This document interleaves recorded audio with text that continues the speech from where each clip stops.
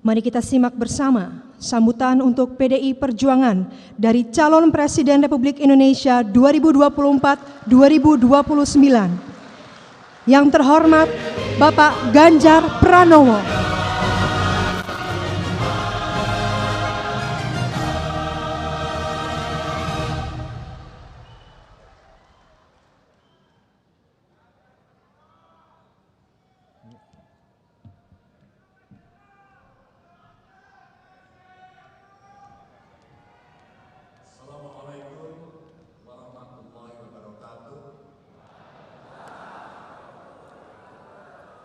Selamat sore, salam sejahtera untuk kita semua. Om Swastiastu, Namo Buddhaya, Rahayu. Salam Pancasila. Merdeka, merdeka, merdeka. Yang sangat kita cintai, kita hormati, kita banggakan, Ibu Ketua Umum PDI Perjuangan, Profesor Dr. Megawati Soekarno Putri, yang selalu menggembleng kita,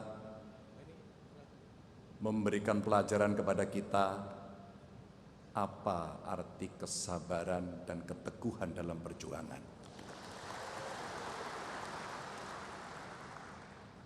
Yang terhormat, yang sangat kita banggakan, kader terbaik PDI Perjuangan, Presiden Republik Indonesia, Insinyur Joko Widodo,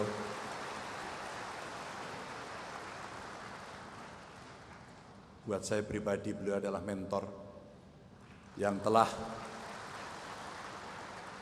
memberikan banyak sekali pelajaran sehingga kami mendapatkan banyak ruang untuk bisa belajar. Terima kasih Pak Presiden.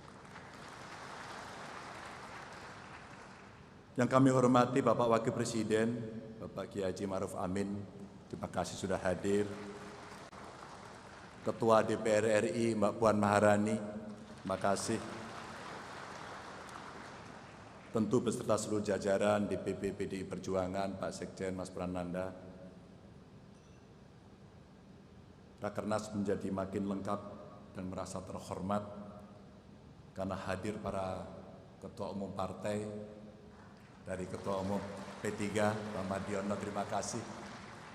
Pak Haritanu, terima kasih sudah hadir. Pak Usman Sabtaudang, terima kasih. Dan kita juga merasa terhormat karena banyak sekali anggota kabinet yang hadir. Dari kementerian, terima kasih. Dari lembaga yang saya minta maaf tidak bisa menyebut satu persatu. Dan tentu 3 pilar partai.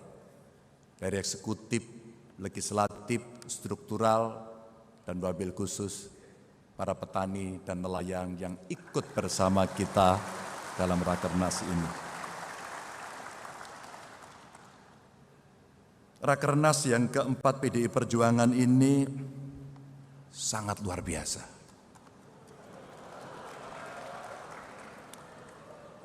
Bukan hanya jumlah pesertanya, tapi pilihan temanya yang sangat istimewa.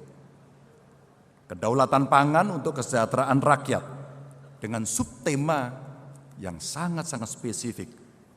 Pangan sebagai lambang supremasi kepemimpinan Indonesia bagi dunia. Saya sambil mencoba membayangkan apa yang kemudian dipikirkan oleh Ibu Megawati. Kira-kira apa yang mesti kita kerjakan? Pada Rakernas terdahulu, kita pun membahas persoalan-persoalan rakyat, tema kemiskinan, stunting, pemerintahan yang bersih, anti korupsi.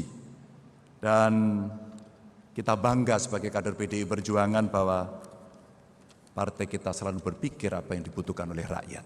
Setiap Rakernas.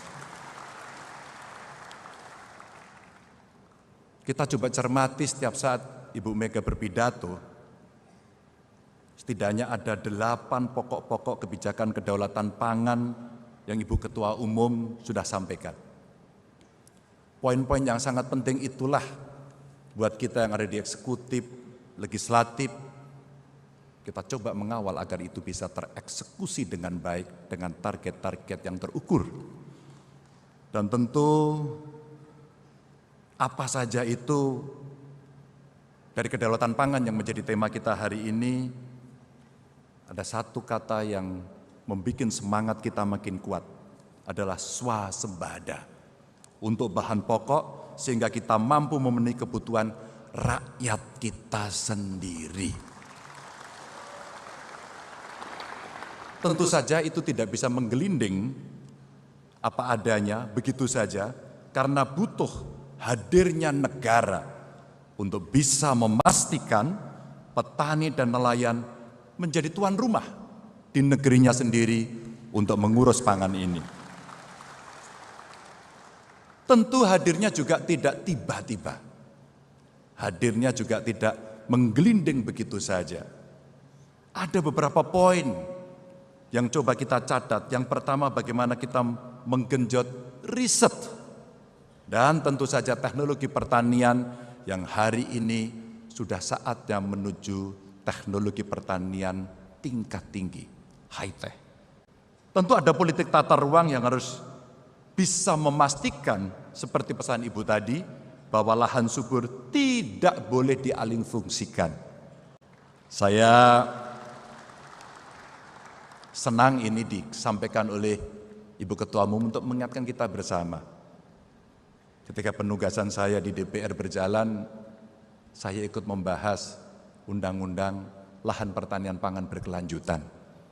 Tinggal bagaimana kita mengeksekusi, karena di ruangan ini ada dari eksekutif, baik dari pusat maupun daerah, yang berkewajiban untuk melaksanakan undang-undang ini.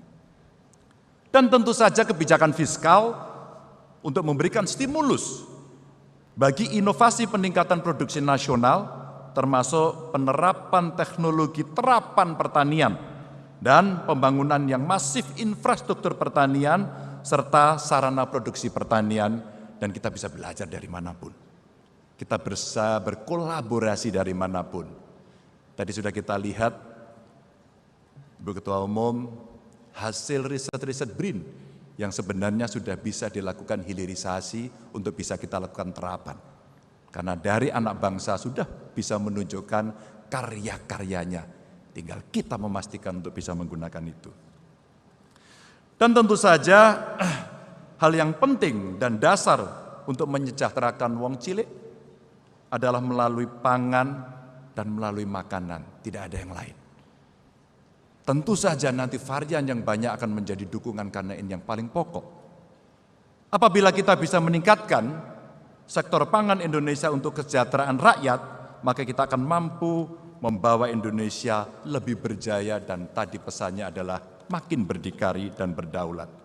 Tentu selaku kader PDI Perjuangan, kita selalu diingatkan bagaimana pentingnya untuk membumikan ideologi pembebasan yang dilakukan oleh Bung Karno, ideologi yang berangkat dari tekad untuk membebaskan diri dari segala bentuk penjajahan, baik dari sisi politik, ekonomi, sosial, budaya, dan Rakernas ini mencoba untuk merumuskan agar kita punya kemandirian itu.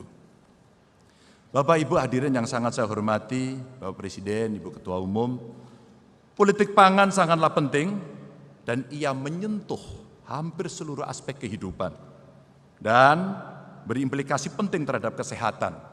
Tentu bagaimana kita mencerdaskan kehidupan bangsa mulai dari gizi yang cukup. Maka kalaulah Rakernas sebelumnya kita bicara stunting, karena politik kesehatan kita inilah yang akan memberikan investasi besar nantinya kepada anak-anak bangsa generasi masa depan. Dengan berpihak pada petani dan nelayan, maka kita akan mempercepat Indonesia yang berdikari di bidang pangan, dan sudah saatnya sawah-sawah menjadi hamparan kesejahteraan dan laut menjadi samudera kemakmuran. Dan Ibu Ketua Umum, hadirin yang saya hormati, Bapak Presiden, kita bisa melihat Rakernas keempat ini dilengkapi dengan pameran pangan, sekaligus menjadi ajang untuk menyampaikan gagasan akan masa depan Indonesia, di mana pangan perlu menjadi nafas kehidupan bangsa. Peningkatan nilai pangan Indonesia sendiri tidak bisa hanya dilakukan dengan memperbaiki satu aspek saja. Pasti tidak akan cukup. Dan dari hulu sampai hilir mesti kita yakini bisa kita kelola. Kita harus melakukan transformasi dan tentu saja akselerasi untuk meningkatkan nilai pangan yang dimiliki oleh tanah air kita. Kita bisa melihat bagaimana dengan segala semangat Pak Jokowi dan dukungan seluruh kabinet, setidaknya kita akan memiliki 61 bendungan yang memberikan sumbangsih yang sangat besar pada kemajuan pangan kita. Kita bangga pada nilai-nilai itu. Meskipun demikian kita masih harus memberikan perhatian karena ada PR, di mana berbagai persoalan yang terjadi muncul karena sekitar 650.000 hektar sawah menyusut tiap tahun dan 65% sawah irigasi menjadi tidak subur. Maka menjadi relate dari bendungan yang disiapkan, teknologi yang dimasukkan untuk memenuhi kebutuhan dasar dari saudara kita petani agar bisa berproduksi lebih baik. Maka kita harus mempercepat modernisasi dan digitalisasi sistem irigasi supaya darah pangan ini bisa mengalir kepada tanaman-tanaman yang memang dibutuhkan. Kita tegakkan apa-apa yang harus kita lakukan, seperti tadi kita mesti menjaga lahan subur kita. Biarkan sawah kita tetap menjadi sawah. Biarkan embung tetap menjadi embung yang akan memenuhi kebutuhan air. Dan biarkan laut itu hidup dan menjadi tempat ikan-ikan berenang, karena itu menjadi sumber pangan kita juga. Pemerintah sudah menghitung, kira-kira jika seluruh syarat itu bisa dipenuhi Bapak Ibu sekalian, maka di tahun depan kita bisa menghasilkan kurang lebih 12 juta ton ikan tangkap secara sustainable. Saya kira kementerian sedang melakukan itu. Artinya kita akan dapat minimal mempertahankan atau kita akan meningkatkan. Betapa di depan mata kita punya kekayaan yang luar biasa, dan di tahun-tahun berikutnya angka itu akan bisa berkembang bahkan lebih. Tinggal bagaimana kita menjaganya melalui pengawasan yang real di lapangan, melalui penegakan hukum, melalui penangkapan yang terukur, melalui modernisasi budidaya perikanan, serta perbaikan sistem apa yang ada, termasuk akses permodalan, termasuk efisiensi distribusi logistik dalam logistik manajemen. Kita stop proses illegal fishing yang merugikan negara kita sampai 356 triliun. Stop. Mesti kita tarik menjadi kepentingan kita sendiri. Dan kita terus genjot kedaulatan pangan kita melalui diversifikasi pangan yang Bu Mega tadi sampaikan. Biarkan yang makan papeda tetap makan papeda. Biarkan yang makan tiwul tetap makan tiwul. Dan yang makan beras juga makan beras. Karena sorghum pun bisa menjadi sumber pangan. Biarkan. Karena itulah sumber pangan yang sangat variatif yang kita miliki. Negara lain tidak memiliki itu. Biarkan. Dan juga kita mesti memastikan bantuan, insentif, bibit, pupuk, sarana prasarana perikanan, tangkap, budidaya yang mesti disalurkan tepat sasaran. Maka untuk itu zaman sudah berubah, generasi berganti, dan kita tidak bisa mengharapkan berdikari dari pangan ini tanpa kita melakukan sebuah perubahan besar dari sisi teknologi. Dan teknologi modifikasi cuaca, smart farming, sekolah lapang iklim menjadi begitu penting ketika kemudian praktek-praktek ini bisa kita lakukan. Dan kunci dasarnya adalah satu data. Maka satu data Indonesia akan menjadi rujukan utama kita dalam menentukan kebijakan, termasuk dalam politik pangan dan perikanan yang kita miliki, pertanian dalam arti luas. Dan ternyata satu data ini kita bisa gunakan teknologi AI. Kita tahu mana tanah yang oke, berapa pH-nya, tanaman apa, bibit mana yang harus dicukupi. Dengan kebutuhan benih yang kita mesti bisa bangun sendiri untuk disediakan buat para petani. Dan kita punya analisis semuanya dengan bantuan AI, kita bisa gunakan hasilnya untuk melakukan modernisasi dan industrialisasi agar bisa berjalan on the track. Dan teknologi serta pesawat modifikasi cuaca mesti kita tambah agar jumlahnya bisa memenuhi dan kita bisa mempercepat seluruh target yang mau kita capai. Kita luaskan program Smart Fisheries Village yang sekarang sudah dijalankan oleh pemerintahan Pak Jokowi. Beberapa contoh dulu dibangun di Kebumen, bagus sekali, dan kemudian ini akan kita tularkan kepada tempat-tempat lain.